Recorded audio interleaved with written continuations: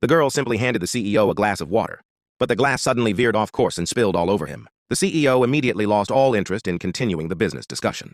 Seeing the CEO leave, the girl's stepmother immediately began to complain, feeling the girl was a jinx who had ruined their business. The girl's father, hearing the commotion, rushed out and, upon learning what had happened, immediately turned hostile, scolding the girl without explanation, and punishing her by making her sleep in the woodshed that night and forbidding her from eating. Meanwhile, back home, the CEO, upon entering, called to his wife, asking her to dry clean his clothes when she had time. However, there was no response. Entering the room, he was shocked to find his wife unconscious. After being rushed to the hospital, they learned that she had suffered a sudden heart attack. If she had arrived half an hour later, even a great healer like Huatuo would have been too late.